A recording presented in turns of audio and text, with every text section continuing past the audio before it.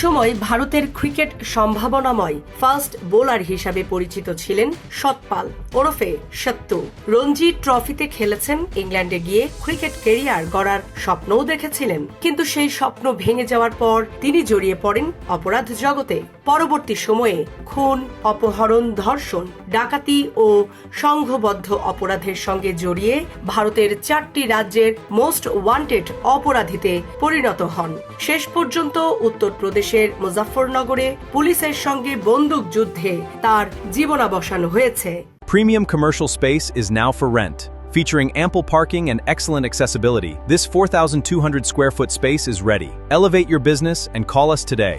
Police জানিয়েছে, গত সোমবার রাত 11:30টার দিকে মুজাফফরনগরের সিভিল লাইন্স থানা ও স্পেশাল অপারেশন গ্রুপ যৌথ অভিযান চালায়। একটি গাড়ি থামানোর চেষ্টা করলে ভেতরে থাকা সতপাল পুলিশকে লক্ষ্য করে গুলি চালান বলে অভিযোগ। পাল্টা গুলিতে তিনি আহত হন। তার পায়ে ও কোমরের ওপরে গুলি লাগে। আহত অবস্থায় হাসপাতালে নেওয়া হলেও মঙ্গলবার দুপুরে অতিরিক্ত রক্তক্ষরণে তার মৃত্যু হয়। পুলিশের দাবি, গত 4 মাসে অন্তত 10 জনের বেশি নাবালিকাকে অপহরণ ও ধর্ষণের ঘটনায় জড়িত ছিলেন সতপাল। গণধর্ষণের অভিযোগও রয়েছে তার বিরুদ্ধে। 4টি রাজ্যের পুলিশ তাকে খুঁজছিল এবং তার মাথার দাম ঘোষণা করা হয়েছিল 25,000 টাকা।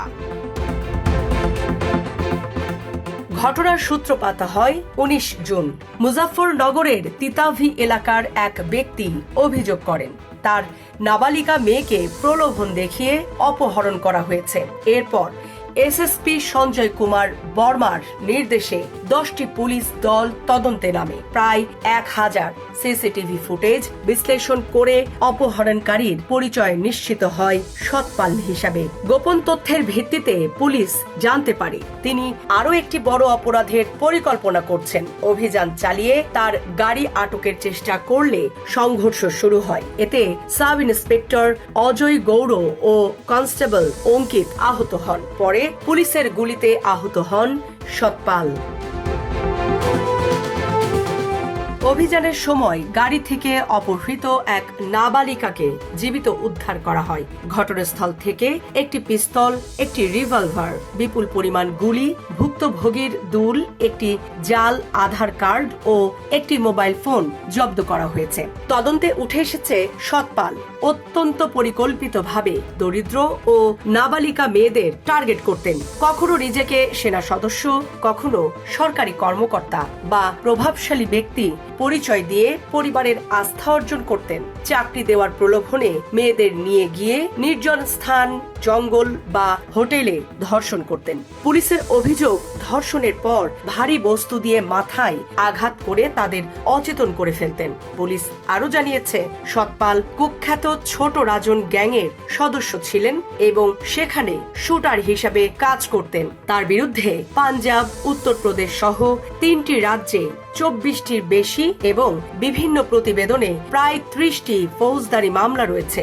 এসব মামলার মধ্যে হত্যা, ডাকাতি, তোলাবাজি, অপহরণ ও ধর্ষণের অভিযোগ রয়েছে।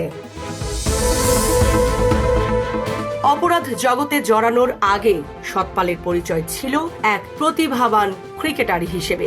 1996 সালে তিনি পাঞ্জাবের হয়ে রঞ্জি ট্রফিতে খেলেন। প্রাক্তন ভারতীয় ক্রিকেটার যুবরাজ সিং যে মাঠে খেলতেন সেই মাঠেই খেলেছেন তিনি। এমনকি যুবরাজের বাবা ও সাবেক ক্রিকেটার যোগরাজ সিং এর কাছেও কিছুদিন প্রশিক্ষণ নিয়েছিলেন। ফাস্ট বোলার হিসাবে তার সম্ভাবনা নিয়ে তখন অনেক আলোচনা ছিল। স্বপ্ন ছিল ইংল্যান্ডে গিয়ে পেশাদার ক্রিকেট খেলার, কিন্তু সেই স্বপ্ন পূরণে প্রয়োজন ছিল প্রায় 2 লাখ টাকা। আর্থিক সংকটের কারণে বিদেশে যেতে পারেননি। এরপর কিছু ব্যক্তির সঙ্গে বিরোধে জড়িয়ে সহিংস ঘটনার অভিযোগ ওঠে। নির্বাচকেরা তাকে দল থেকে বাদ দেন। ক্ষোভে নির্বাচকদের সঙ্গে সংঘর্ষে জড়িয়ে পড়লে কার্যত শেষ হয়ে যায় তার ক্রিকেট ক্যারিয়ার। ক্রিকেট ছেড়ে তিনি ধীরে ধীরে অপরাধ চক্রের সঙ্গে মিশে যান। একসময় পৌর কাউন্সিলর হলেও পরে সংগঠিত অপরাধ চক্রের গুরুত্বপূর্ণ সদস্য হয়ে ওঠেন। মুজাফফরনগরের এক ব্যবসায়ী হত্যা মামলায় প্রায় 11 বছর কারাভোগ করেন। 2010 সালে মেঠে সুতা বোঝাই ট্রাক ডাকাতির ঘটনাতেও তার নাম উঠে আসে। মোট 16 বছর কারাগারে ছিলেন সতপাল, তার মধ্যে 11 বছর মুজাফফরনগর এবং 5 বছর লুধিয়ানা জেলে। চলতি বছরের ফেব্রুয়ারিতে লুধিয়ানা থেকে পুলিশের হেফাজত থেকে পালিয়ে যান। এরপর থেকেই আত্মগোপনে ছিলেন। পুলিশ জানিয়েছে, জামিনে মুক্তির পর স্ত্রীর কথিত প্রেমিককে মদ্যপানের আসরে ডেকে হত্যা করার অভিযোগেও তিনি অভিযুক্ত ছিলেন। সেই মামলায় তাকে গ্রেফতার করা হয়েছিল। জীবন অবাক না করলে কে করবে? 28% মিল্ক ফ্যাটের অবাক করার সাথে ফ্রেশ মিল্ক পাউডার। জীবন অবাক করুক প্রতিদিন। ক্রিকেট মাঠে সাদা জার্সি গায়ে স্বপ্ন দেখা এক তরুণের জীবন শেষ পর্যন্ত অপরাধ, কারাগার ও বন্দুক যুদ্ধের মধ্য দিয়েই শেষ হলো।